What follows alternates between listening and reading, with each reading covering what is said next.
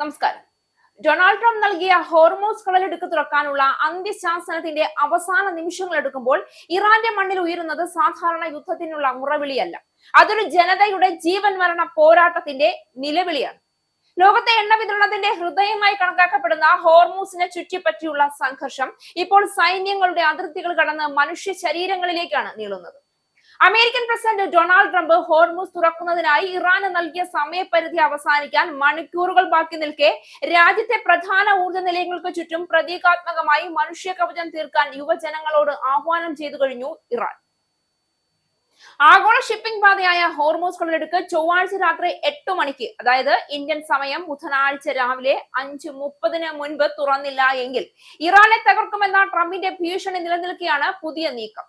കായിക താരങ്ങൾ, കലാകാരന്മാർ, വിദ്യാർത്ഥികൾ എന്നിവരടങ്ങുന്ന ഇറാനിയൻ യുവജനതയോട് ചൊവ്വാഴ്ച ഉച്ചയ്ക്ക് 2 മണിക്ക് പ്രധാന ഊർജ്ജ നിലയങ്ങൾക്ക് സമീപം ഒത്തുചേരാൻ ഇറാൻ കായിക യുവജന മന്ത്രാലയം നിർദ്ദേശിച്ചു കഴിഞ്ഞു. യുവജനതയുടെ ആവശ്യപ്രകാരമാണ് ഇത്തരമൊരു പ്രതിഷേധം ആസൂത്രണം ചെയ്തതെന്ന് ഇറാൻ യുവജനകാര്യ ഡെപ്യൂട്ടി അലിരേസ റഹീമി പറഞ്ഞു.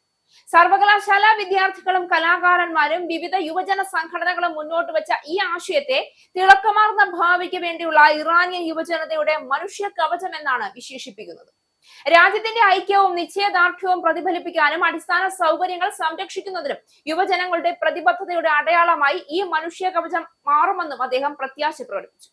വർദ്ധിച്ചു വരുന്ന സംഘർഷങ്ങൾക്കിടയിൽ രാജ്യത്തിന്റെ കരുത്ത് പ്രകടിപ്പിക്കാനാണ് ഈ നടപടിയെന്ന് ഉദ്യോഗസ്ഥർ വ്യക്തമാക്കുകയാണ്.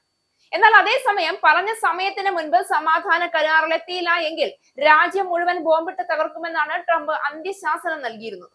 തന്റെ സോഷ്യൽ മീഡിയ പ്ലാറ്റ്ഫോമായ ട്രൂത്ത് സോഷ്യലിലൂടെയായിരുന്നു ട്രംപിന്റെ ഭീഷണി പുറത്തു വന്നത്. ആക്രമണത്തെ പവർ പ്ലാന്റ് ഡേ എന്നും ബ്രിഡ്ജ് ഡേ എന്നുമാണ് ട്രംപ് വിശേഷിപ്പിച്ചത്. ഇറാനിലെ വൈദ്യുത നിലയങ്ങളും പാലങ്ങളും ലക്ഷ്യമിട്ടുള്ള ഈ ആക്രമണം നടന്നാൽ രാജ്യം പുനർനിർമ്മിക്കാൻ തന്നെ കുറഞ്ഞത് 20 വർഷമെങ്കിലും വേണ്ടിവരുമെന്ന് ട്രംപ് അവകാശപ്പെടുന്നു. ആക്രമണങ്ങളിൽ ഇറാനിലെ സാധാരണക്കാരുടെ ജീവൻ നഷ്ടപ്പെടുന്നതിനെ കുറിച്ചുള്ള മനുഷ്യാവകാശ സംഘടനകളുടെ ആശങ്കകളെ പോലും ട്രംപ് നിഷ്കരുണം തള്ളിക്കളഞ്ഞു. ഭരണകൂടത്തെ എതിർക്കുന്ന ഇറാൻ ജനത ഇത്തരം നീക്കങ്ങളെ പിന്തുണയ്ക്കുമെന്നാണ് ട്രംപ് പറയുന്നത്. സിവിലിയൻ അടിസ്ഥാന സൗകര്യങ്ങൾക്ക് നേരെ ആക്രമണം നടത്തുന്നത് യുദ്ധക്കുറ്റമാകുമെന്ന് നിയമവിദഗ്ധർ ചൂണ്ടിക്കാട്ടുമ്പോഴും യാതൊരു വിട്ടുവീഴ്ചയ്ക്കും തയ്യാറല്ല എന്ന ഉറച്ച നിലപാടിലാണ് അമേരിക്കൻ പ്രസിഡന്റ്. രാജ്യത്തിന്റെ പ്രധാന ഊർജ്ജ നിലയങ്ങൾക്ക് ചുറ്റും മനുഷ്യ കവചം തീർക്കാൻ യുവജനങ്ങളോട് ഇറാൻ നൽകിയ ആഹ്വാനം യുദ്ധത്തിന്റെ ഭീകരതയുടെ ഏറ്റവും ഭയാനകമായ പ്രതീകമായി മാറുകയാണ്. ബോംബുകളും മിസൈലുകളും ലക്ഷ്യമിടുന്ന അടിസ്ഥാന സൗകര്യങ്ങൾ സംരക്ഷിക്കാൻ ആയുധങ്ങളല്ല, മനുഷ്യ ശരീരങ്ങളെയാണ് ഇറാൻ മുന്നോട്ട് വെക്കുന്നത്. ഇതൊരു തന്ത്രമല്ല, നിരാശയുടെ അതിരുകളിൽ നിൽക്കുന്ന ഒരു രാഷ്ട്രത്തിന്റെ അവസാന ശ്രമമാണ്. സാങ്കേതിക ആയുധശേഷിയും വ്യോമാധിപത്യവും കൈവശമുള്ള ശക്തികൾക്കെതിരെ സ്വന്തം ജനങ്ങളെ തന്നെ പ്രതിരോധ ഭിത്തിയാക്കി നിർത്തേണ്ടി വരുന്ന അവസ്ഥ, ഇതാണ് യുദ്ധത്തിന്റെ യഥാർത്ഥ മുഖം. അമേരിക്ക ഇറാൻ സംഘർഷം ഈ ഒരു ഭൂരാഷ്ട്രീയ പ്രശ്നമായി മാത്രം നിലനിൽക്കില്ല. അത് മനുഷ്യാവകാശങ്ങളുടെയും നൈതികതയുടെയും പരിധികളെ ചോദ്യം ചെയ്യുന്ന മനുഷ്യ ദുരന്തമായി മാറുകയാണ്. യുവജനങ്ങളുടെ രക്തം കൊണ്ട് എഴുതപ്പെടുന്ന ഈ മനുഷ്യ കവചം അന്താരാഷ്ട്ര സമൂഹത്തിന് മുന്നിൽ ഉയരുന്ന ഒരു കഠിനമായ ചോദ്യമാണ്. ഒരു രാജ്യത്തിന്റെ സ്വാതന്ത്ര്യത്തിനായി എത്ര ജീവനുകൾ ത്യജിക്കപ്പെടണം?